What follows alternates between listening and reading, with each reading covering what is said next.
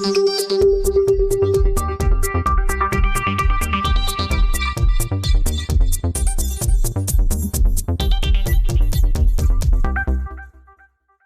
se erdhët në ekranin e radio-televizionit të Korçës.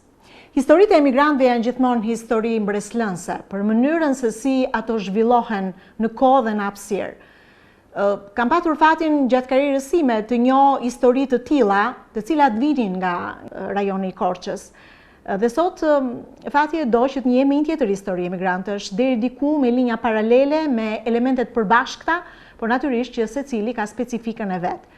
Ai është sekretari i përgjithshëm i Federatës Pan-Shqiptare në Amerikë. Është mjek, në fakt, është doktor i shkencave në shëndetin publik në Columbia University, është një personalitet me vlera dhe me kontribute të spikatura në shkencën e mjekësisë, natyrisht kontribute intelektuale dhe kombëtare. Dhe është privilegj për mua ta kem një intervistë të veçantë për një rrëfim të tij të veçantë, doktor Pashko Camaj. Përshëndetje, mirë se erdhët. Mirë se u gjej në Korçën e bukur. Faleminderit. Është kënaqësi e madhe. Është kënaqësi edhe për ne që keni zgjedhur qytetin e Korçës për të promovuar një rrëfim tuaj tepër të veçantë. Në fakt bëhet fjalë për porosinë e Kullës. Ky është një rrëfim që e ka sjell doktorin në qytetin ton, por që në fakt ka muaje që qarkullon edhe që është dhënë mundësi lexuesit për ta patur në shtëpinë e vet e për të njohur me rrëfimin e tij që daton herët. Atëherë kur ju në moshën 20 vjeçare vendosët të emigronit në Shtetet e Bashkuara të Amerikës bashkë me motrën tuaj binjake. Është një histori shumë e bukur interesante që kam filluar ta lexoj, nuk kam mundur dot ta përfundoj, po besoj shumë shpejt, por shumë interesante që në faqet e para. Si vendosët ta rrëfeni historinë tuaj? Pse e menduat një moment që duhet ta rrëfej këtë histori?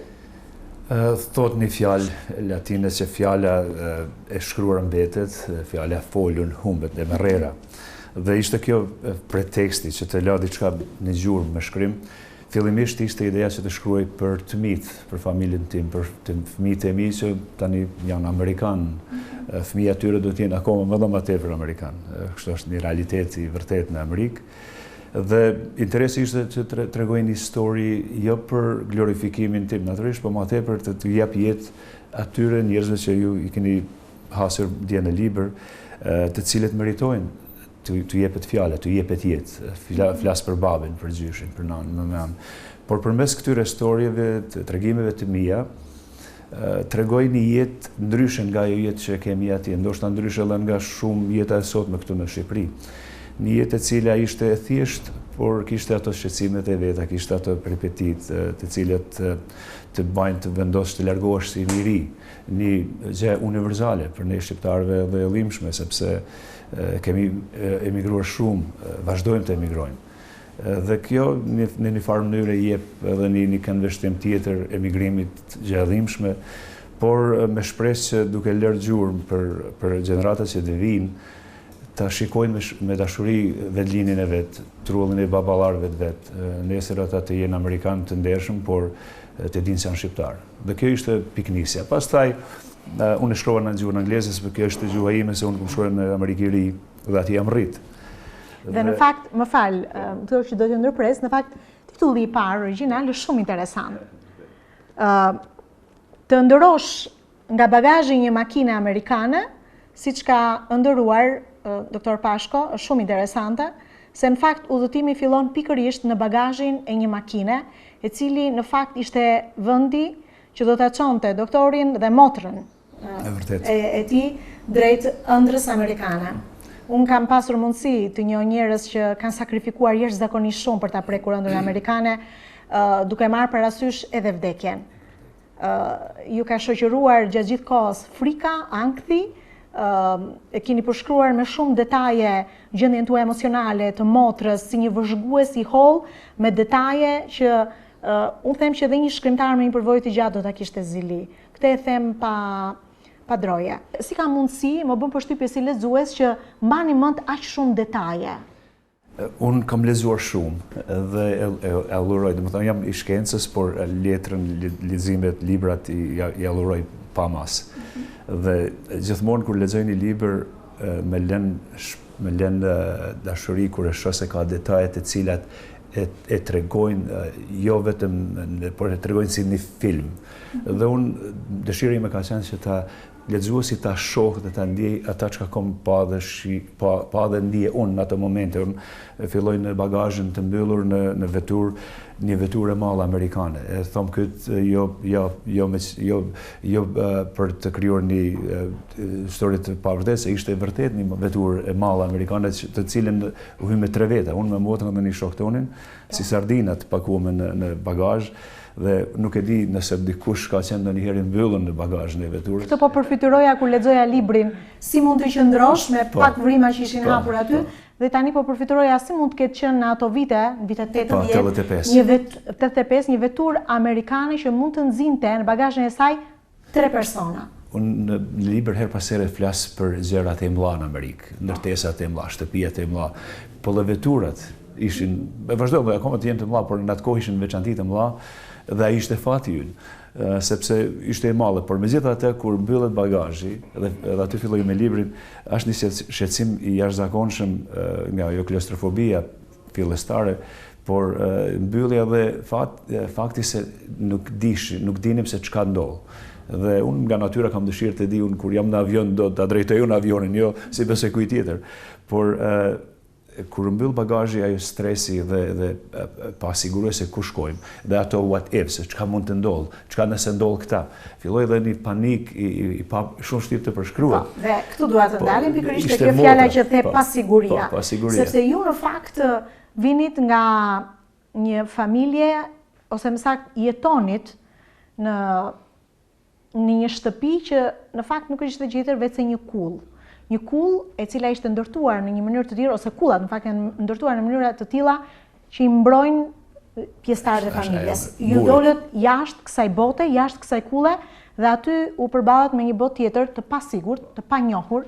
Prandaj ndoshta dhe vllai juaj, i cili ka vendosur ta përkthejë atë në shqip, i është përpjekur të gjejë një gjegjëse në shqip porosia e kullës. Prandaj libri gjendet në 2 variante, edhe në shqip për gjithë ata që duan ta shijojnë në gjuhën tonë, porosinë e kullës, po dhe për gjithë ata që duan ta shijojnë në anglisht është varianti tjetër me titullin origjinal Të ndërosh nga bagazhi një veture amerikane.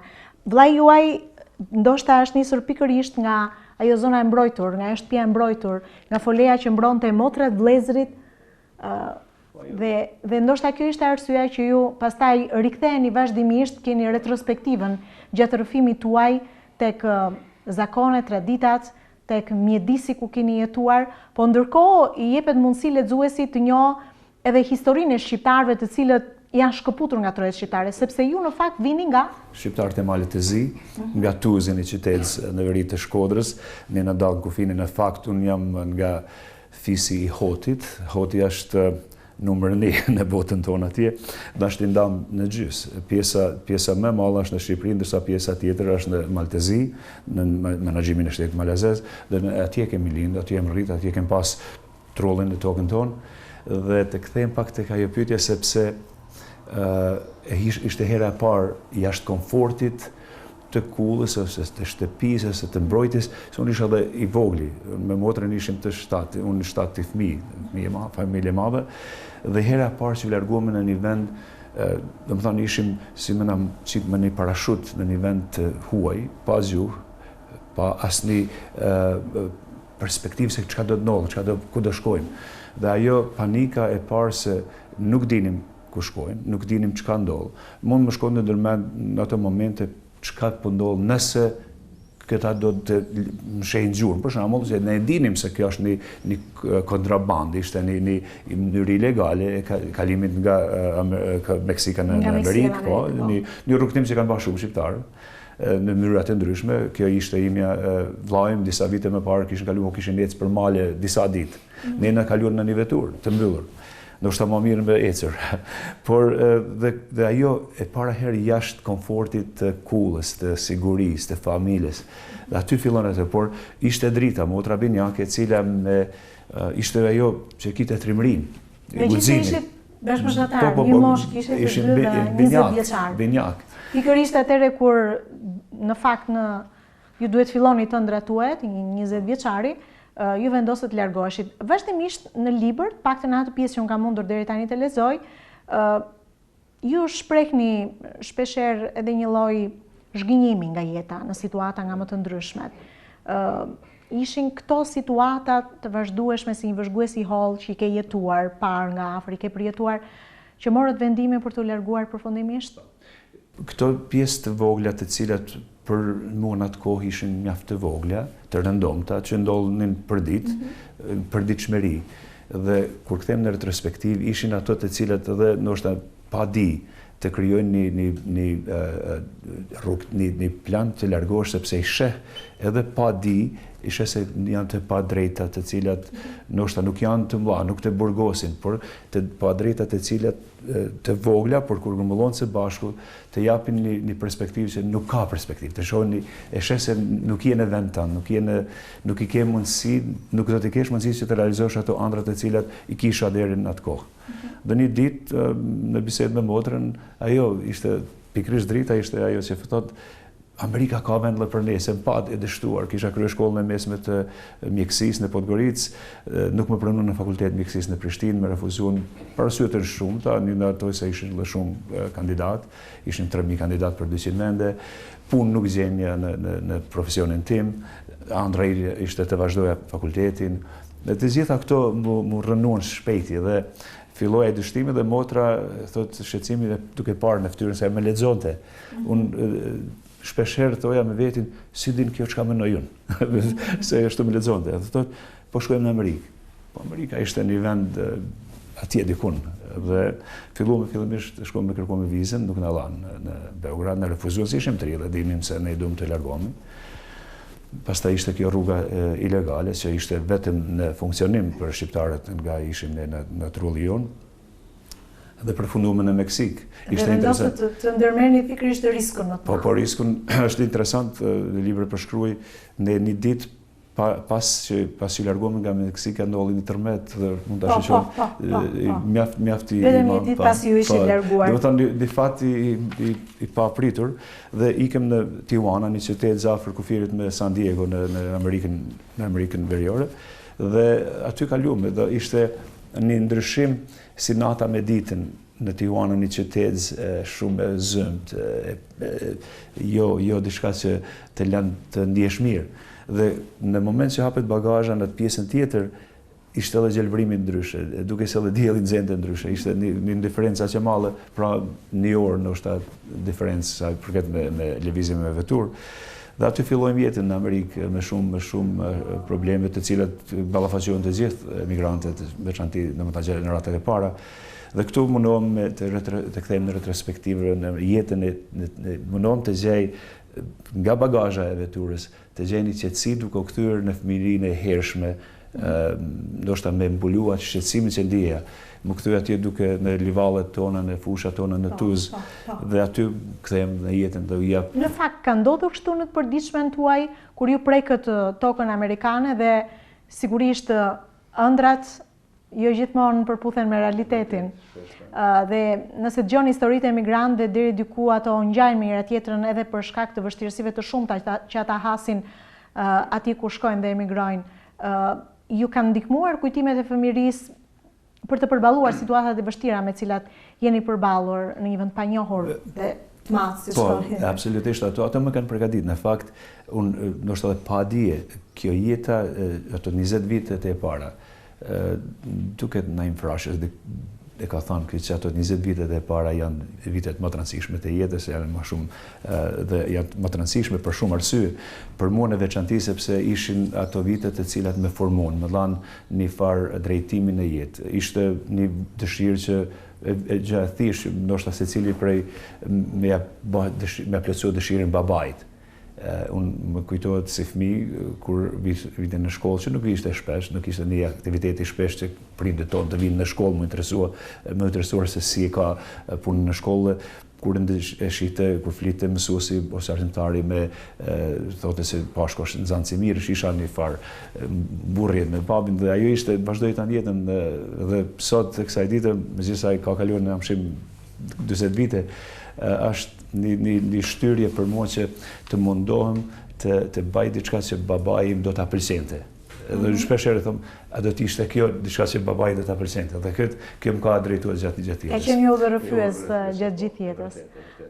Në fakt si arritët ju se sot sigurisht keni një pozicion të lakmuar, të themi, për cilën natyrisht keni luftuar fort. Besoj se aty më në fund ju gjetet njerëz që nuk ju paragjykonin se ishit shqiptar. Çfarë ndjet në këto momente kur pat një disnivel shumë të madh me ato çka kishit përjetuar deri në moshën 20 vjeçare dhe tani në Amerikë? Amerika është një vend i veçantë. Unë besoj se për shqiptar ose për emigrant, është vend emigrantësh, po asnjë ditë, as edhe një moment nuk e kam një vetin se nuk jam pjesë e saj. Edhe kur nuk i dija 5 fjalë anglisht. Është një vend i veçantë. Dhe ajo të merr në veti, dhe të jep mundësi, kur nuk e kam dijen, unë më kujtohet si fëmijë në Podgoricë, ishte në qytet aty afër ku jetojmë, dhe unë shkosha në shkollë aty, në shkollën e mesme të mjekësisë, dhe shpeshherë ndëgjoja për shpëritjet mrapa, këta janë shqiptar, këta janë ashtu, janë malësor, janë, domethënë me një paragjykim që ata kishin filluar, e kishin pas në jetën e tyre, dhe ato të lanë përshtypje të ndryshme. Kur se kam dëgjuar në Amerikë, se kam ndjek kur, ky është ashtu. Dhe kjo të jep është një breslance mirë për ne si emigrantë, si gjenerat e parë. Por i ka shqetësimet e veta, i ka të gjitha ato vinë kur e flas për jetën time, unë besoj se secili emigrant shqiptar apo tjetër e gjen vetin sepse ata kanë kaluar pothuajse të njëjtën rrugtim.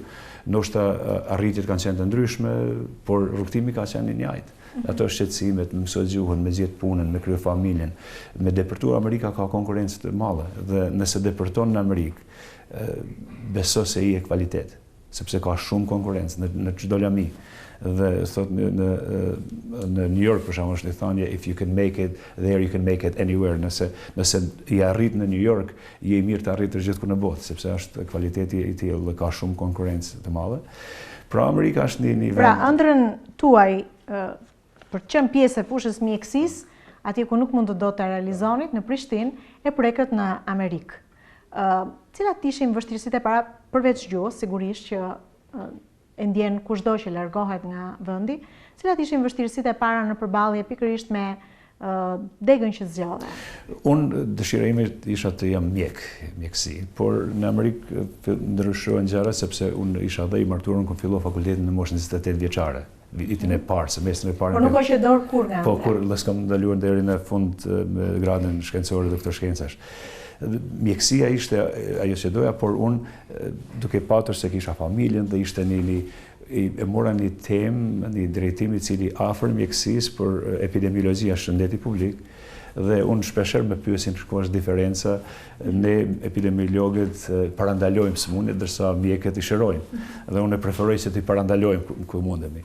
Dhe ishte një adventurë e imja, por adventurë e cila e realizueshme. Në Amerikë është me të vërtet vend ku ëndrat realizohen, por jo lehtë, duhet të punosh, duhet të punosh shumë. Unë nëse ja tregoj dikujt një ditë të rëndom time në jetën amerikane, do të çuditesh, do të thosh si kam pas mundësi. Për shembull 2-3 punë me familje, me fëmijë, shkolla ishte në mramje, në vikende, në kohë kur njerëzit ndoshta donin me punu, nuk e përfundosha ditën deri në mesnatë.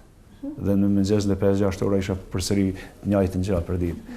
Dhe këto janë gjërat të cilat do të kesh një vullnet të veçantë, por kur i sheh rezultatet dhe kur i sheh mundësitë, ato të japin edhe vullnet që të ngash shkosh pas tyre, nuk të japin një vullnet të veçantë. Kjo është diçka që është unike amerikane.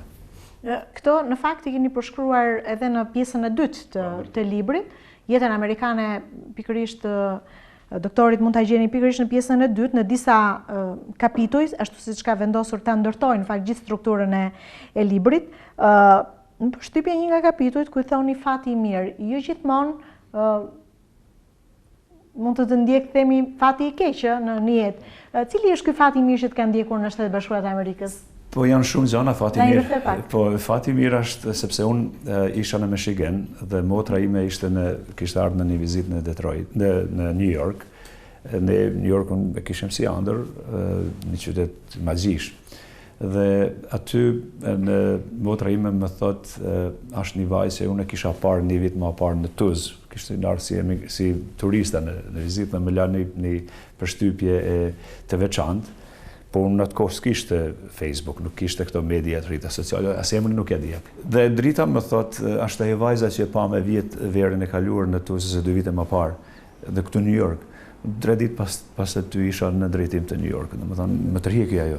Dhe aty filluam kontaktet e reja, ishte një botë që ne i takonim, nuk kishim lirinë e sotme që është mund të shkosh të dalsh me një vajzë të njohësh, po ishte përmes njohjes, përmes në malësi thon shkuësisë. Dhe në atë kohë ishte një e vetmi, ose të martohesh ose s'ke lidhje, nuk ka pas. Dhe natyrisht vazhdohen, isha vetëm 22 vjeçar në atë kohë, por më i pjekun, më i rritun se 22 vjeçar, sepse jeta na kishte në atë mënyrë. Unë kisha kryer këto obligimet edhe ushtrinë, edhe të gjitha këto obligimet e një burri. Dhe vendosim që të fillojmë jetën së bashku atje në New York. Dhe ai ishte fillimi i fatit mirë, sepse për të realizuar një ëndër në Amerikë, unë për veten, megjithëse kam patur shumë angazhime të mia personale, pa mbështetjen e dikujt në familje, pa mbështetjen e familjes në veçanti të bashkëshortës dhe më vonë të fëmijëve, nuk kisha pas mundësi, sepse vetëm një këndvështrim i saj që të ishte nuk më pëlqen këta, ma prishte vullnetin. Po kur s'ma ka prish vullnetin, por përkundër më ka dhënë kuraje, dhe kjo është një rëndësishme. Ju në libër, përpos jetës tuaj që rrëfen në Amerikë, keni rrëfyer shumë bukur edhe marrëdhëniet e nënës me babain, zakonet dhe traditat e dasmave në malësi, që janë shumë interesante dhe për gjithë ata që nuk i njohin, janë një histori shumë e veçantë. Dhe duket që këto ju kanë ndjekur e ju kanë shoqëruar si një porosi e mirë që i keni mbajtur me vete edhe në Amerikë. Kurioze jam, ndoshta edhe teleshikuesit që na dëgjojnë, si e pritën prindrit tuaj dhe familja largimin në Shtetet Bashkuara të Amerikës? Unë kam një kapitull të tërë për largimin, të cilin një kohë jashtëzakonisht e llimshme e përshkruaj ditën e parafundit dhe shkoj tek vorreza babait, se babai më kishte vdekur disa vite më parë. Dhe unë si fëmia i fundit në shtat, domethënë më i riu nga djemt, në malësi pritet që i riu të kujdeset për plesrit.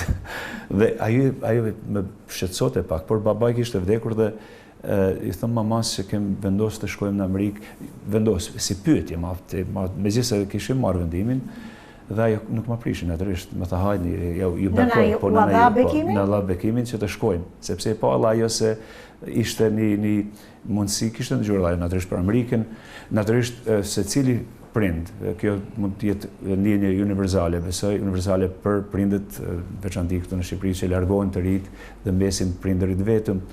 Ishte kjo një periudhë që unë si ri nuk e kuptoja se sa shqetësim është për prindin me largua fëmia, por fati ndolli si ndolli, por ishte një kohë periudhë jashtëzakonisht jo e lehtë për të marrë vendim. Ishte një periudhë sepse unë kisha ëndrat në atë vend, mendoja se do shkoja në shkollë, do djeka, do jem aty pjesa atij vendit trullit shtrëgjeshor. Dhe pikrisht kjo lidhet edhe ndoshta edhe me porosinë e kullës, sepse e mendoja se ishte obligimi ynë që të kujdesemi për ato kulla. Për mua kulla ishte jo vetëm kulla gurit, por ishte edhe babai e nana. Ishin gjyshi, stërgjysh që të vazhdojmë atë trashëgiminë e tyre. Ne në këtë shtëpi këtu kemi lët gjeneratash kanë jetuar para meje aty në të njëjtën shtëpi. Dhe unë një ditë me diell vendosi të largohem. Dhe përfundimisht edhe kjo pyetje, ky shqetësim më ka shtyr shumë tash edhe librin, sepse unë filloj me pyetjen a kam bëm kat. Domethënë në sens biblik, mëkat, jo faj. Bile disa shpjegojnë a kam gabuar që shkoj në Amerikë. Jo, s'kam gabuar, se kam arritur por mëkati ndaj këtyre kullave, këtyre trashëgimisave, a kam bën një dëm.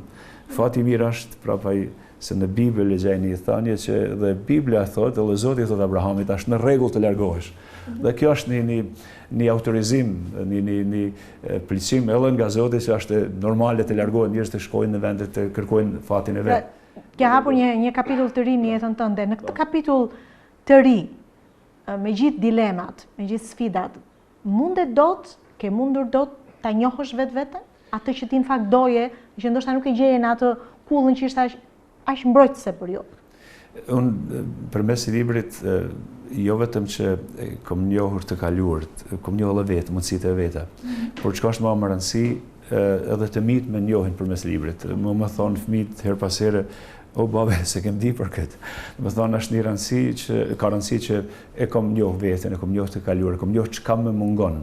E ke pasur më të lehtë të rrëfesh në vetë librit? Shumë më lehtë. Dhe duke disësi rrëfimi nuk ka qenë për mu, për veten time, por ka qenë për me gjetë veten në këtë rreth, në këtë botë, e cila filloi këtu në vendin tim në Maltezi, në shqiptarët e Maltezi, dhe vazhdoi në një metropolë siç është New Yorku. Dhe atje mënyra se si e gjen veten, si e gjen atë trashëgimin, dhe kjo pyetje, kjo gjithnjë më ka tërhiq, më ka se është e rëndësishme pra për të lënë gjurmë. Dhe duke gjetur veten, duke mësuar për veten time, kam mësuar edhe për të kaluar, kam mësuar për gjyshin, për babën, sepse këto ishin çka jam munduar edhe në libër të jap jetë duke një farë arsyetimit timin që jam larguar. Përpos episodit ndoshta jo të këndshëm që ju nuk keni pranuar në Fakultetin e Mjekësisë në Prishtinë, çfarë të mban të lidhur fort me Kosovën? Është pyetje jashtëzakonisht e mirë sepse unë në Kosovë e pata disfatin më të madhe të jetës deri në atë kohë. Ishte kur nuk më pranuan në universitetin, se ishe ëndra ime të regjistrohem në Fakultetin e Mjekësisë në Prishtinë. Ishte fakti se ishin 3.000 kandidat për 200 vende, 250 vende, ishte kandidaturë konkurenca jashtëzakonisht e lartë. Por unë isha student jashtëzakonisht i mirë, kisha gjitha pesa, ose 10 që me notat në Maltezi po. Dhe mendoja që aty është fati im. Dhe atë ditë kom përjetuar 1000 herë në jetën time ajo ku nuk e pash emrin tim në listën e pranuarve. Dhe aty filloi ajo zhgarki, domethënë shpërberja e ëndrave të mia këtu. Dhe kthimi mbrapa tash në Kosovë, që kam lidhur me Kosovën, është se në punimet e mia kur shkova në Universitetin e Columbia në drejtimin e shëndetit publik, një nga profesorët, mentorët e mi ishte një farë doktor Joseph Graciano, i cili është në libër. Dhe ai kishte bën hulumtimin në Kosovë për vite, 2-13 vite kishin punu Columbia Universiteti Columbia kishin bërë punë të madhe shkencore, kërkime shkencore në efektin e plumbit në Mitrovicë. Dhe pas fitimit, pas pavarësisë së Kosovës 2008, unë në atë kohë fillova në Kolumbia dhe i shikova këto punime dhe ja propozova doktor Graciano që të kthehemi përsëri në Kosovë. Të gjejmë një grup nga tani pa mëri. Po. Tani me një farë konfidencë që të jap mbrapa. Dëshiroja që punimi im shkencor të jetë në vendlindje, për mua për vendlindje gjithë shqiptaria, pavarësisht Kosova, po.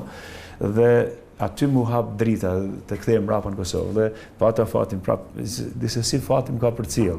Dhe u kthem në Kosovë dhe gjetëm nga i grup që Universiteti Columbia kishte ndjekur për disa vite, gjetëm një grup të veçantë që na interesonte, 101 fëmijë të rish 25 vjeçar. Dhe bëm atë punimin e dytë, një shikim afatgjat të efektit të plumit në këta të ri. Dhe kjo me lidhe, pastaj natyrisht aktivitetet tona me vatrën e me gjitha këto që i bajnë aktivitetet dhe si mërgat që kemi shtyrë për pavarësinë e Kosovës, që ka qenë një gjë e rëndësishme për ne. Dhe ato me lidhen dhe unë në fakt një vetin në Kosovë si kurse në shtëpinë time dhe kjo më ka afruar gjithmonë. Do flasim dhe për vatrën, po duhet pyes pak për vendimin që keni marrë për ta shkruar në Shqip nga vllai. Në fakt, ishte zgjedhja e tij apo e vendosët së bashku që këtë ta bëj Nikola, vllai juaj, që në fakt është për të gjithë teleshikuesit nën kryetari i parlamentit të Malit të Zi. Ishte vendimi i Nikolës apo yti? Unë librin në anglisht e kështruar për veten, dhe duke biseduar me Nikolën, në fakt dollëm rastisë atë ishëm në Tiranë në një aktivitet ku ishte edhe Besnik Mustafaja aty afër. Dhe atëherë unë kisha përfunduar librin dhe gati për print në Shqeba. Nikola, me thënë vërtet, nuk e kishte idenë se unë jam shkrimtar, se Nikola ishte njëri i letrave. Ai ishte edhe studios i letërsisë.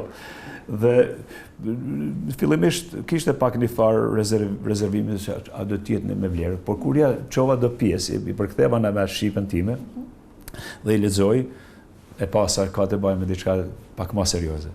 Vetëm e vendosëm ta përkthejmë, e përgatitme në një draft ashtu sa më mirë që patë mundësi, dhe Nikola, kjo është faji i Nikolës, i Besnik Mustafaj, të cilit e lexuan se parë, lexoi Besniku, dhe Besniku i kishte thënë Nikolës, shiko, unë do të lexoj librin. Ta kam borxh ata, si shok, por nuk e kam borxh me pëlqyer nëse nuk është kvalitet. Dhe ishte qartë. Dhe Besniku një ditë i shkruan Nikolës dhe më çon mesazhin e tekstit ja kishte thënë, po kënaqem me librin e vllavit. Domethënë, ai ishte hera e parë që ndëgjova se ka vlerë. Dhe Besniku natyrisht propozoi tek shtëpia botuese Onufri, tek miku ynë tash Bujar Hudri, i cili e përshëndes. Është shumë i njohur. Mos për lidhjen e jashtëzakonshme dhe veçantë që ai ka me kolosin e letrave shqipe Ismail Kadare. Do dal pak nga tema, Ismail Kadare, unë domethënë është librat e Ismail Kadaresi kam lexuar që nga periudha këtu kur isha student në shkollën e fillore në Maltezi, në shkollën e mesme, më kujtohet libri ndër të parë Generali i ushtrisë të vdekur e lexoj 2 herë.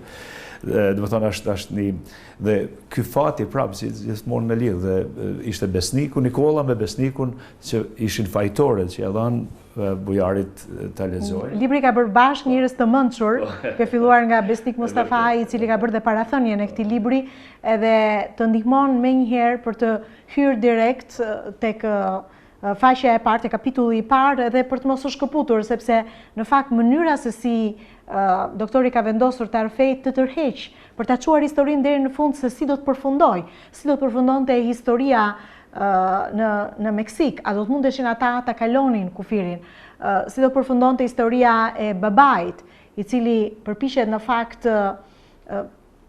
të shmangë atë kanunin e Lek Dukagjinit, e shumë bëma dhe histori të tjera, edhe rrëfimi yt është shumë interesant. Tani përmendëm pak më parë Vatrën. Natyrisht jeta juaj është e lidhur fort edhe me shqiptarët edhe me gjithë aktivitetin që ju zhvilloni aty. Përmendët pak më parë luftën e Kosovës që ju ka bërë bashkë. Në fakt duhen evente dhe ngjarje të rëndësishme që vinë nga trojës shqiptare që shqiptarët bëhen bashkë në Amerikë. Ne gjithmonë, po të kthejmë tek Vatra, të kthejmë dhe tek Korça, dhe fati që jam sot në Korçë, gëzimin që ndjeti jam në Korçë. Për Korçën natyrisht kisha ndëgjuar përmes vatranëve të vjetër, përmes duke lexuar edhe përmes rilindaseve të vjetër, se është një kryeqendër shqiptare e kulturës, patriotizmit shqiptar.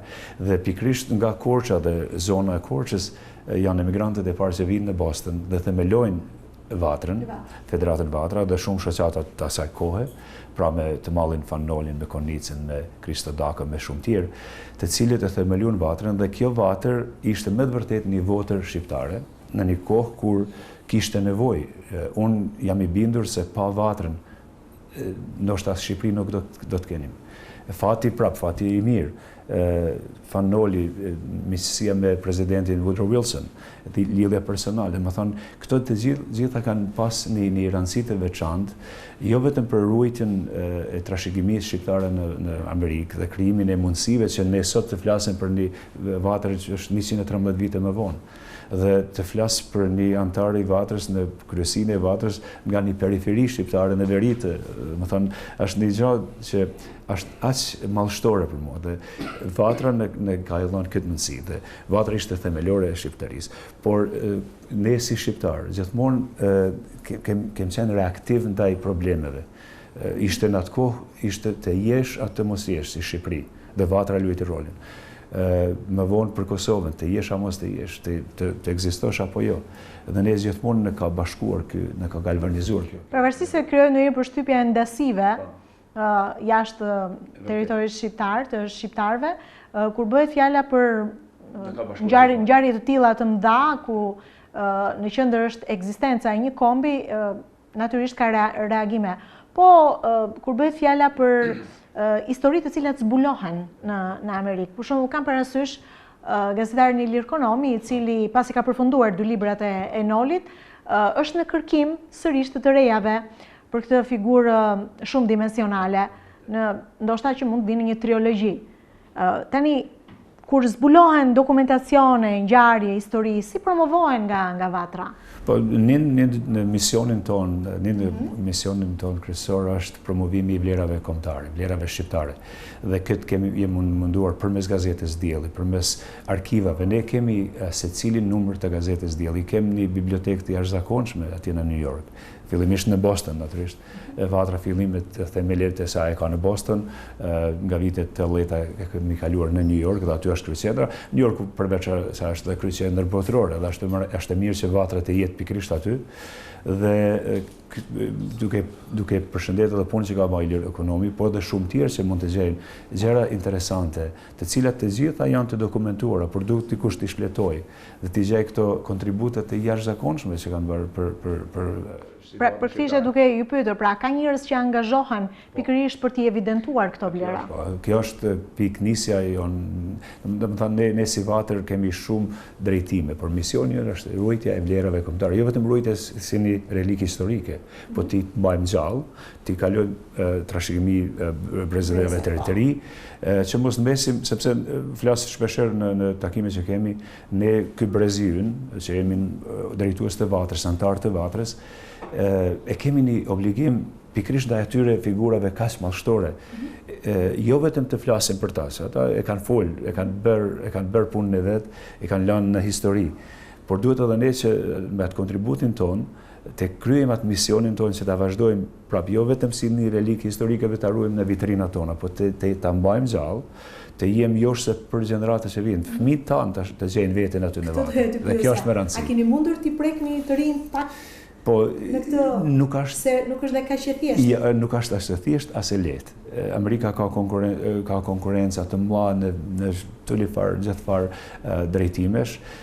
Amerika është vendi mundësive dhe Vatrën, si Vatran, në duhet pak, bile flasim këto vitet e fundit, kanë folën Vatrën në shekullit 21, se jem në shekullin e dytë të Vatrës, 113 vjet, dhe duhet të bëjmë një adaptim me shpresë që emigracioni në një ditë të ndaloj, megjithëse Vatrën e kanë mbajtur gjallë emigrantët gjeneratat e reja, që kanë ikur nga Shqipëria, nga bota shqiptare, por me shpresë që Vatrën ta marrin përsëri ata të cilët lindin në Amerikë, që ndjen veten shqiptar, të gjejnë veten aty sepse është një pasuri e jonë kombëtare.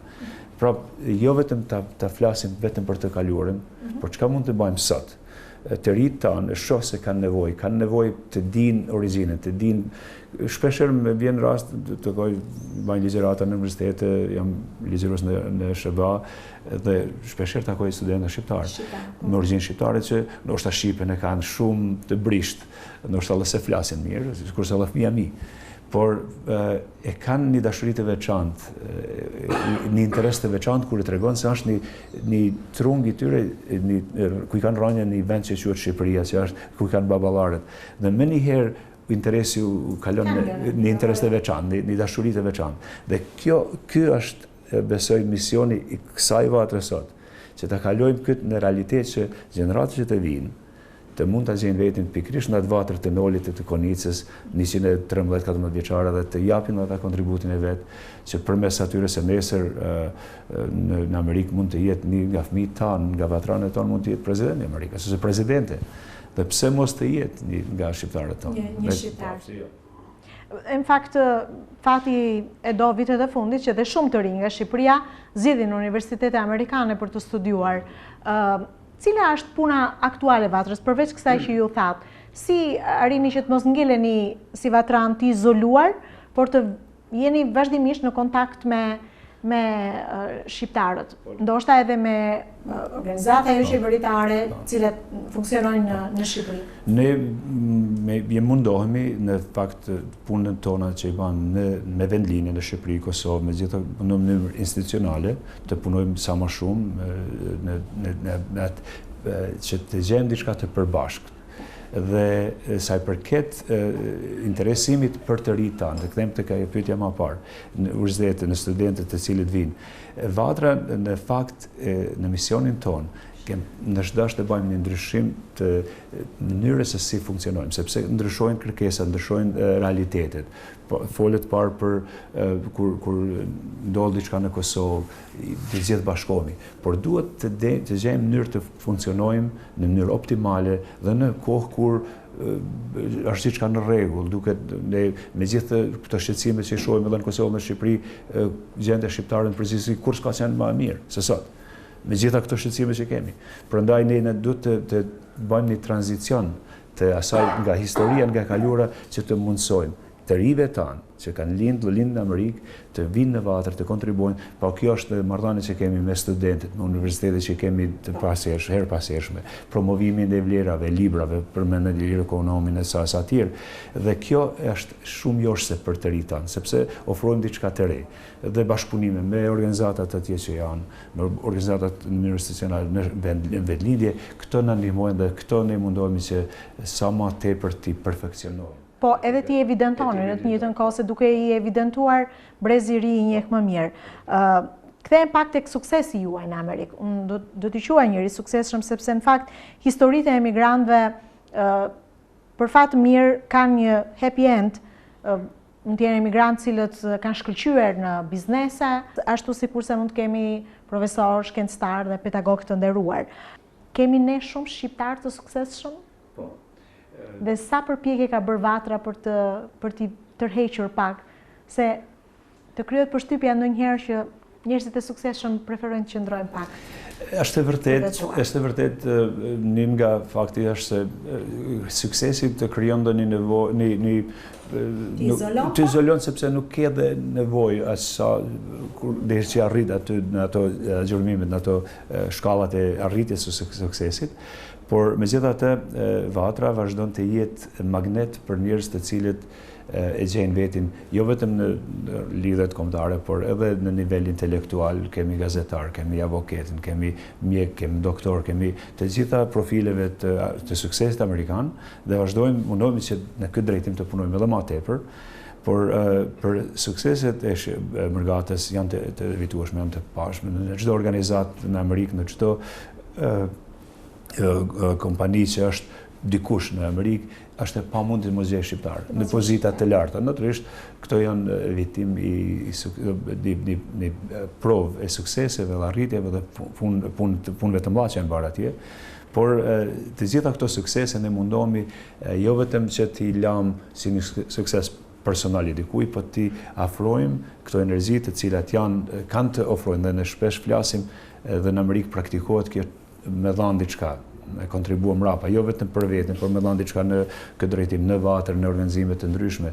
Dhe kjo është në misionin tonë, që t'i afrojmë ta njerëz të cilët kanë çka të japin, sepse janë një resursë mallshtore, jo vetëm për ne si Vatër, jo për ne si Mërgat, por unë besoj që kombi shqiptar, shtetet shqiptare këtu në rajon Kosova, Shqipëria, gjithë trulli, do të kenë një benefit të veçantë të bashkëpunojmë me këtë nivel të lartë të ngritur në të profileve të shumta që janë në Mërgat, por në veçanti në Amerikë. Po kontributi juaj, doktor, personal, çfarë mund t'i jepni ju në fushën e epidemiologjisë për Shqipërinë? Unë tash më dal pak nga modestia, por kam pas fat që jam ligjërues disa herë këtu në universitete në Shqipëri dhe në Kosovë. Në fakt në Universitetin Bujqësor të Tiranës kam pas disa ligjërata në studentët mbrojtjes së ambientit, sepse kjo është në esencën e studimeve të mia, gjithashtu edhe në Kosovë. Por këto vazhdime, nuk janë të lehta sepse distanca e bante vetë, largësia e bante vetën dhe diferenca e mënyra se si bëhen ligjërime këtu janë pak dallojnë nga ato në Amerikë, por sidoqoftë ndoshta edhe nga fati kaluam nga epidemia dhe mundësi që të bëhen leksionet në online dhe këto mundsojnë, kem pas disa mundësi dhe të tilla dhe kontributi i këtij profili shqiptar që janë në nivelet e larta akademike e shkencore është i pashmangur dhe unë besoj që duhet institucionet shqiptare, universitetet, fakultetet në vend duhet të kërkojnë të bëjnë një bashkëpunim më të afër me njëri tjetrin, sepse thash më parë kemi çka të japim edhe jemi të vullnetit të japim. dhe ta themi në mënyrë metaforike, ti restaurojnë mirë urat e komunikimit mes dy vendeve. Rikthehemi sërish tek porosia e kullës. Në fillim të bisedës më thatë që jeni nisur për ta shkruar, qëllimi për ta shkruar romanin është të rrëfeni jetën tuaj dhe pse jo, ju tregoni fëmijëve tuaj atë çka nuk keni mundur ndot, për shumë arsye tua thoni në mënyrë të drejtë për drejtë, libri është mënyrë shumë e mirë. Po për teleshikuesin që nuk ju njohin, pse duhet ta njohë historinë tuaj? Unë lexuesi ose teleshikuesi, i falenderoj për mundësinë që të jam me shikuesit tuaj, me lexuesit. Besoj që duke lexuar një rrëfim timin, do të gjejnë rrëfimin e çdo emigranti, jo vetëm emigrantëve që kanë ikë, por do të lexojnë rrëfimin e atyre që kanë betë në vend, sepse janë të pashmangshme, këto janë të ndërlidhura. Dhe duke gjetur, duke kërkuar atë pse jam larguar, pse kam lëshuar vendin e vet. Ndoshta gjejmë një përgjigje se çka do të bëjmë ne si vend, si popull, si kombë, si shtet, që ta mundsojmë.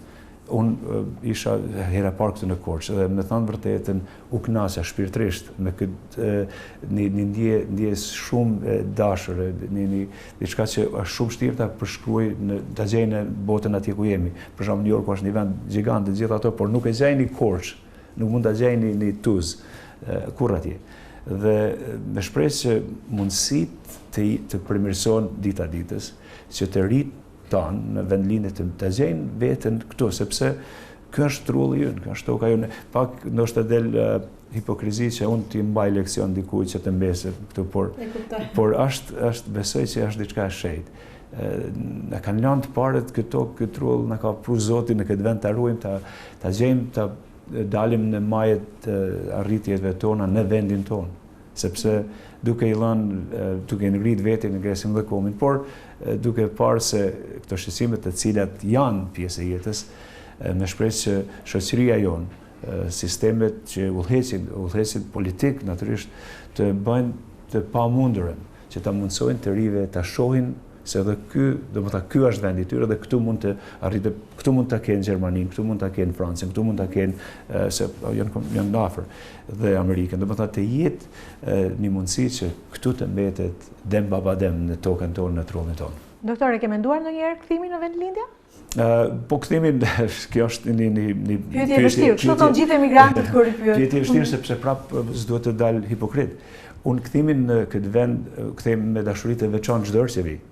Por për të kthyer për të filluar një jetë të re është pak e vështirë sepse ne kemi gjithçka atje tani. Tani edhe fëmijët tanë, ne mundohem që fëmijët tonë të bijmë këtu shpesh, sa më shpesh të shohin të vend, por Amerika është diçka e veçantë. Të bën për vete dhe është shumë vështirë ta gjesh atë komfortin e Amerikës kudo në botë, por me shpresë që edhe duke qenë amerikan ose në mërgatën tjetër kudo që do i ndodhin, në veçanti këta që janë në Evropë, komunikimi është i afër, është afërsia, bota është afruar, dikur një fshat global. Dhe pse jo në të ardhme të keni 6 muajshë në Tiranë, 6 muajshë në New York ose anasjellë. Është pse jo. Dhe kjo është e rëndësishme. Shumë shpejt në zhvillimet e fundit. Libri në fakt, ashtu sikur se tha doktori, jep përgjigjen e shumë pseve, sidomos për ata të rinj të cilët kërkojnë, ëndërrojnë dhe duan të sfidojnë veten.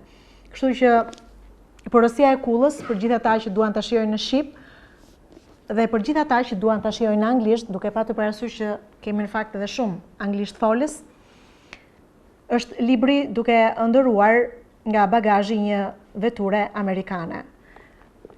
Doktor Pashko Camaj sjell një histori të veçantë për gjithë ata që duan të njihen me sfidat e një emigranti, natyrisht edhe me sukseset e jashtëzakonshme që ata arrin të prekin në tokën amerikane.